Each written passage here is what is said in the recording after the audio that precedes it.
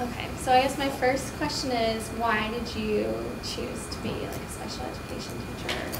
I chose to be a special education teacher because I always worked around special needs adults. My mom worked in a group home, and then I worked in a group home, and then when I went to college, I wanted to stay working with that same population, so I went into teaching. Okay. I guess it's like more of the broad, like special education in general. What are your thoughts on inclusion into the general classroom? I think that it's great when there's the perfect support and the general ed teacher has the perfect knowledge and they work well together. And then I think in some cases that there are kids that can't handle it and it's not the least restrictive. What do you mean by like perfect support? That they have the skills and the knowledge of how to differentiate, and there's a lot of teachers that don't maybe necessarily took one special ed class, and that doesn't necessarily mean that they Are qualified to do that. But if they had a really good co-teacher, and that's another thing, is they have to be, in my opinion, they have to have a good working relationship for it to be successful. I've like heard in things that like the IDEA and IDEA is going under revision and No Child Left Behind. Is there anything you want to see with that revisions, or you have like hopes or anything? I have a lot of hopes. What are a few maybe? I'll give you a couple. I hope that they continue to not leave children behind, but not to have unrealistic expectations for testing standards and such. Another thing that I would love to see change, and it's more, I guess, on the state level, but I know it kind of trickles down, that the kids that are verified as mental handicap, that they stopped putting them into categories. It's just you have a mental handicap, and so then we have a very, very, very diverse group with kids who are almost nonverbal to kids who can do two-digit multiplication. It's just, I'd like to see that be broken up a little bit more. In like at your school, do you guys, since there are no categories, do you divide them up yourselves, or can you guys not? I'm the only teacher. Okay. So I put them in groups. Okay. By level and by ability for each subject, and use my paras to teach, each level in the classroom. And then I have on top of that 2 kids who have independent level work. Okay. So, yeah. Okay. Do you think currently there is enough being done or enough resources to help the students with special needs? In my building or in general? I guess you can start with your building, because like that's what you know best. Right. In my building, I think we have a lot of good resources and we have a lot of teachers, and I think a lot of needs are being met. I guess the number one resource that we would lack would be extra staff, and that's just budget that we can't afford to hire more people. But the numbers are high for our teacher to student ratio, so it would be helpful to have more support from a person. Okay, so like manpower kind of. Yeah. Okay. What is a typical day like working with children who have special needs? Like, can you explain like your classroom day or? It's very structured, so most days are the same, and we do different work, but we follow a pretty rigid schedule. It's on the board, so they see it, we cross it off, they cross it off. But in my classroom, we come in and we do our life skills, and then we'll do reading groups, and then we'll do whole group reading, and then we'll do social studies, and then we will do science, and then we have lunch, and then we do math, and then they go to their specials or cooperative arts classes, and then at the end of the day we do spelling and writing. So it's hardly ever changes, just because when I'm gone for any reason, and they run the class because it's so structured. I think that helps with any kid, not just special needs students. So this classroom, like they're not pulling out just for like an hour from another classroom. It's mostly they stay in here the whole time. Yeah. Okay. Yep. does this school at all pull any kids out for anything? Or is it mostly speech? Kids get pulled for speech. Though some of the speech teachers do integrated speech. But other than that, if you're a resource kid, you're included. Okay. You have a resource time where it's to support and reteaching, but it's not. They don't pull like elementary school. Okay.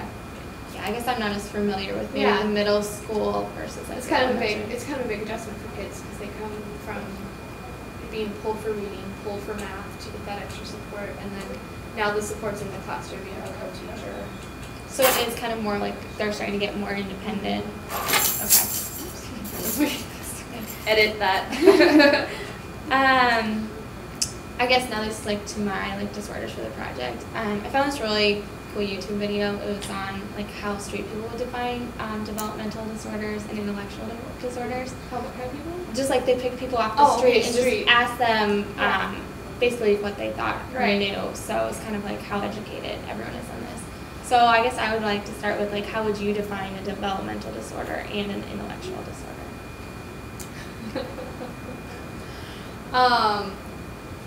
I would look at my book, Rule 51, because I don't diagnose students.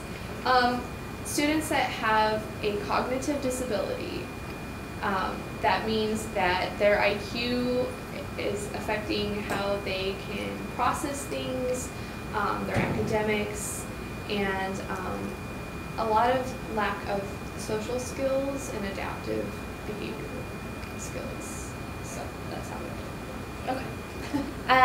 How often, like, do you work with children who have intellectual or developmental disabilities? Every single day, every single minute, so even during lunch. Is like a lot of your class, because we were told they were like low incidence children, like intellectual disabilities especially were low incidence. So I didn't know if you saw a lot of students with intellectual disabilities or it's. So in my classroom, it's all kids who are verified as having a mental handicap. Okay. This program is called the Alternate Curriculum Program. So they have a mental handicap. I have a few kids who are autistic, hearing impaired, Down syndrome, so it'd be other health impairment. And then, but other kids in the building, there's just a slew of disabilities that are mostly integrated, co-taught. We also have a center where the kids that have behavior disorders and they can't function in a regular class go. Okay. So, but this room specifically is developmental disabilities. It would be, and the state defines it as a mental handicap. Okay. And then physically, do you have kids like in wheelchairs or walkers or anything like that? Or Not most of them? this year. I have in the Okay. past, but not this year. Everybody's pretty mobile.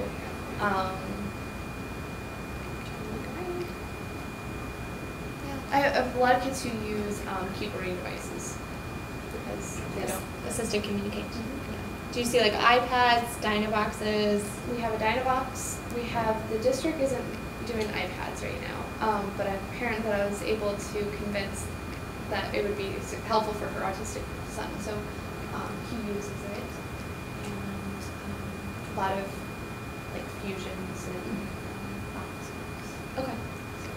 That's what I know. What have you observed or know as like the most beneficial like learning environment? Like, what is the least restrictive environment for a lot of your students in here? Is it that you think this classroom or? I do. I think that we work on functional academics in here. So for the kids who have a mental handicap, that they can get the skills that they're going to need to function. Because they're not going to graduate with a diploma, they get a certificate of completion. So they do great in the general ed classes. Most of my kids do, but it's smaller and more help, like more teachers. And then, like I said, it's an alternate curriculum, so they're not learning quadratic equations or about the Civil War because they can't really. I mean, it's interesting, and some kids really love to learn about it, but I'm more concerned with, can you count money? Can you count money back? You know, do you know what state you live in? Do you know your address? So things like that. Okay. Is that like the life skills class you were talking about, like those type of things? Yeah. Okay. Yeah. Well, and it's all integrated into math. We do money, and spelling we do counting, how to spell a number, how to write a sentence, how to fill out personal information, things like that. What common characteristic do you see with students who have an intellectual or developmental disability? Are there certain characteristics that you've kind of seen throughout all your students, or?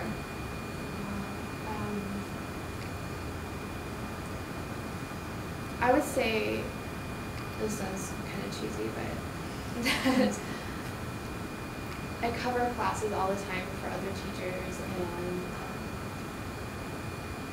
when I come back to my classroom, the one thing that is my kids want to. These students, in all of my years, they really do want to succeed. So that is such a good feeling than walking into a class of middle school students who are so angry at the world and they're like, I'm not going to do anything, I hardly get that. So, what do you think is their drive to succeed? Well, I'd like to say because the teacher's really positive and I don't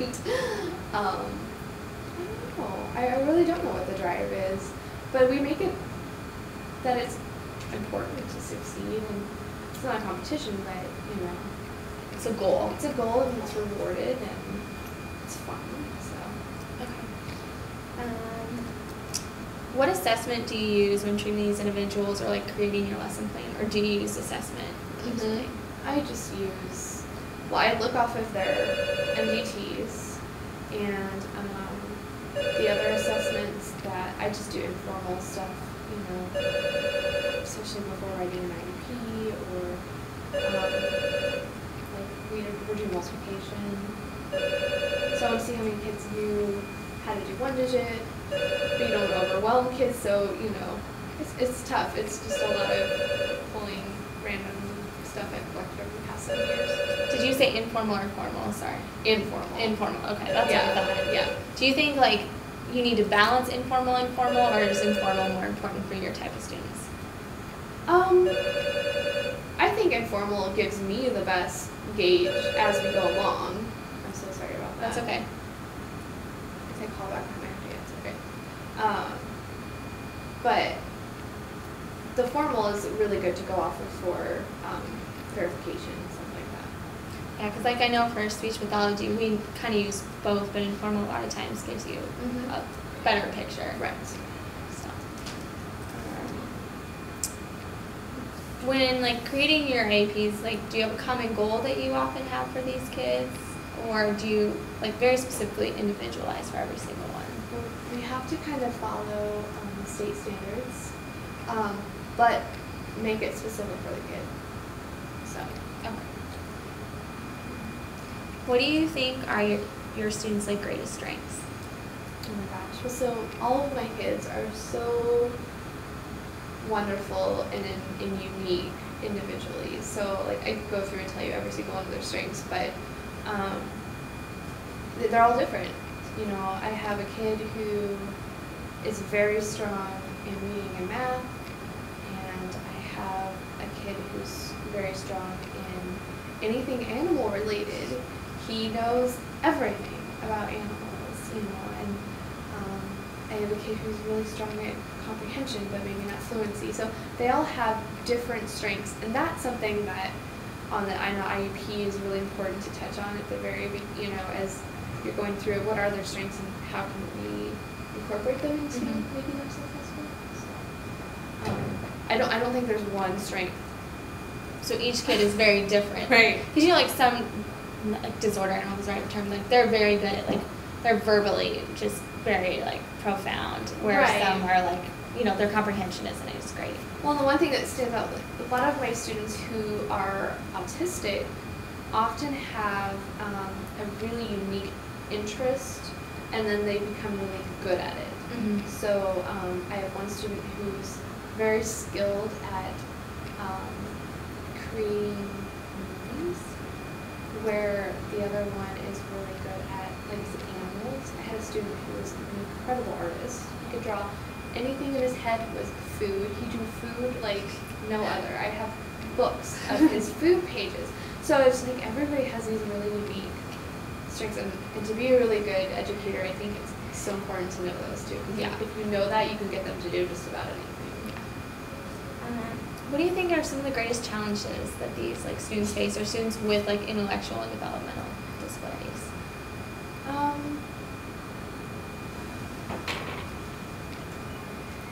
I mean, obviously it's challenging. Their grade level academics is challenging to socially fit in, but I feel like that's part of my job is to, prepare them for that so that they're just like everybody else, or have the social skills and personal skills. I think it's challenging that they have to take state tests that maybe aren't stuff that they necessarily have to know the rest of their lives. So I don't know, that's a challenge for me, I feel bad, teaching this because this is a state standard, and maybe I'd rather be teaching something that would really benefit them. Yeah. How do you, I guess this would be my question, how do they react when they're taking those tests? Do they feel really frustrated, or? Believe it or not, no. We practice taking tests, just little quizzes and stuff, and the importance of, what the skills are to go back and look for keywords and stuff like that. So the more prepared they are, it's the length of them sometimes that we have to stop and do it the next day. But we try just doing a nice quiet area, and it's calm and it's comfy, and we can read most of the stuff to them. So. Okay. I just didn't know if they were like, I don't know any of this. It's not like here, don't talk, don't do anything, don't cheat. Just finish it. So it's they get the support though. It's definitely modified. Yeah. Okay. It's an alternate curriculum. Yeah, I just didn't know when you were saying the assessment. state test that you said they had to do it if they were like. Yeah, it's an alternate assessment, but it's still kind of wordy, Yeah. What strategies do you use in the classroom when working with these students? It's kind of broad. Strategies for teaching strategies, or improving their comprehension. I know we just did ADHD, and they recommended to sit them in the front of the classroom. I guess some of these are more for general classrooms, but are there strategies in here that you use? I know you said structure. Right. A structured schedule. There are some students that have structured tables where they definitely seating arrangements. There are kids that need to stand, so I've got these hospital trays that they can stand and work on. Other strategies, just little mnemonic devices and stuff that we practice. Touch points for math.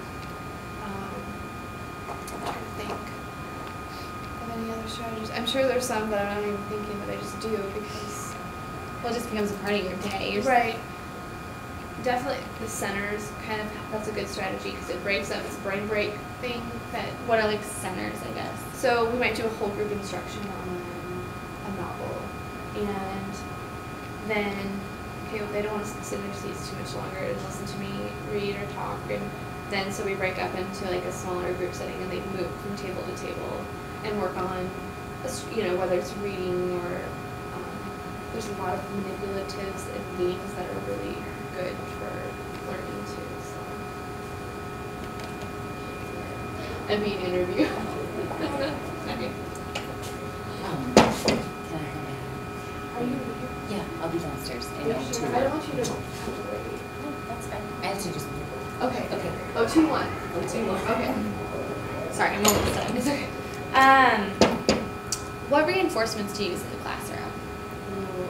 And again, that depends for students. The whole class gets bonus points, which convert to money. So every bonus point is worth $5. So then it teaches them to count by fives, because as they count their bonus points at the end of the day, it's a whole paycheck system. So they get money for doing their job, money for good behavior, money for their bonuses, and then they add it up. At the end of the week, they can spend it, and at the end of the month, we do an auction. That seems to be a huge reinforcement for everybody. There's kids that need more Um, visual reinforcement. There's a kid who's just getting bonus points. He doesn't really care how they convert. He just wants to see his name on the board. It's awesome. And I never take bonus points away. That's why it's my big rule. Don't take away what you've given them. So, however, this child responds really well to, and I just go, do I need to? And get ready to wipe it off. And he's like, okay, no, I'm sorry. I want my bonus point up there. We do things like we're keeping track of who's winning football games, and we get food at the end. Other reinforcements, they love verbal positive feedback. And two kids really need a lot of like first work then activity.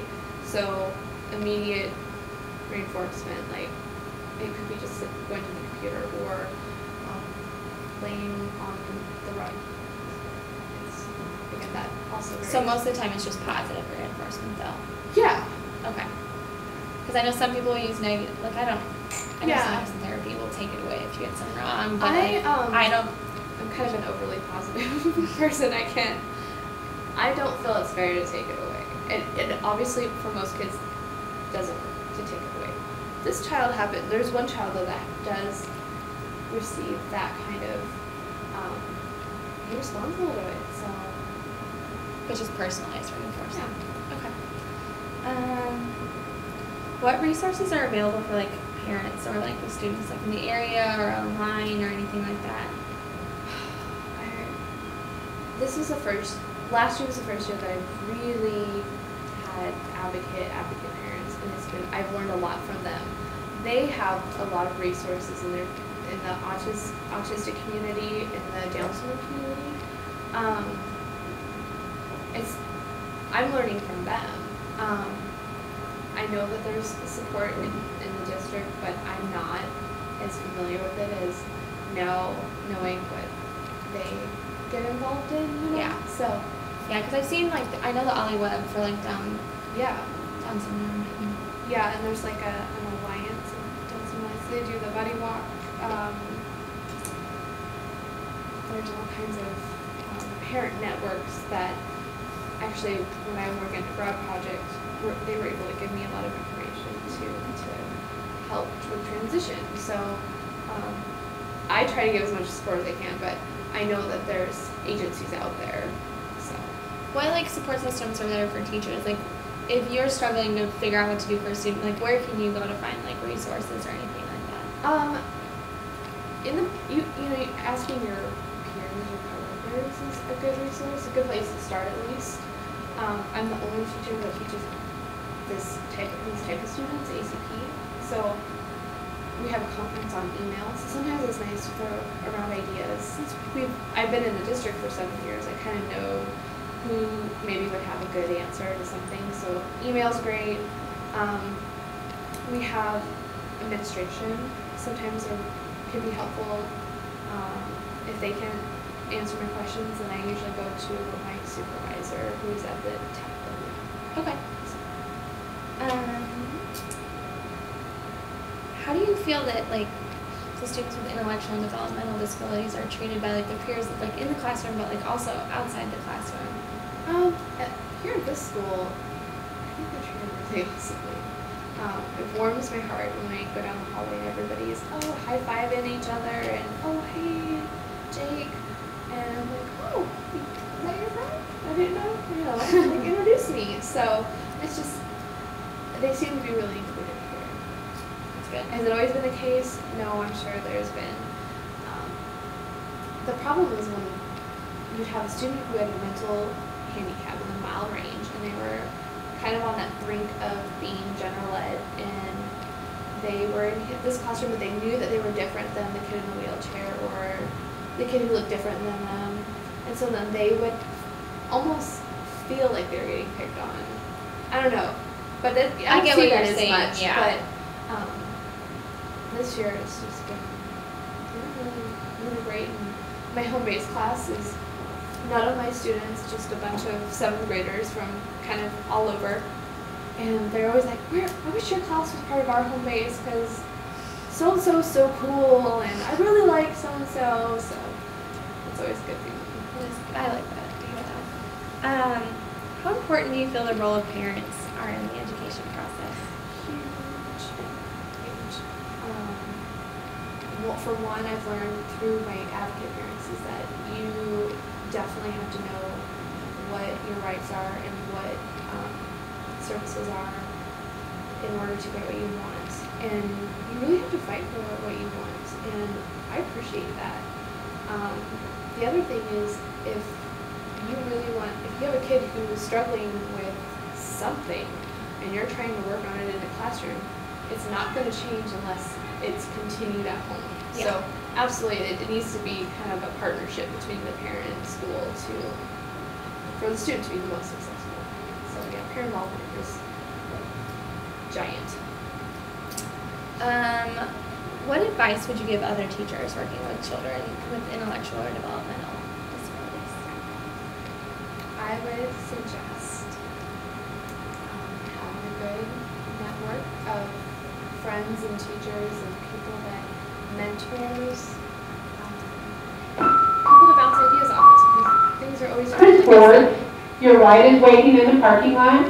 Chris Ford, your ride is waiting in the west parking lot. Since every kid's so different, you're going to have something that you've never experienced before every year. So it's good to have somebody that you can talk to. The other advice that I would give, what was the question? Just like what advice would you give other teachers on like those disorders maybe specifically? Patience and structure. Patience and structure. And I do feel like there are some teachers that are so good at modifying assignments and getting down to what these kids really should know when they go to art or music or something like that. And then there's some teachers that just aren't as skilled or don't have the knowledge. So I don't mind. Like, ask me, what are your lessons? Send them to me. Like, I will, I'll give you an idea. So, but you do have to be patient, you have to be structured, and you do have to have high expectations, or they'll just goof around. Or have behavior visible or not being paid attention to. Any other thoughts you like about intellectual disabilities or anything else like I didn't cover? Or anything like that? I don't. Good questions. Did you come up with them yourself? Yeah. Good. Thanks. No, I don't think so. I do love my job, so it's tiring, but it's worth it.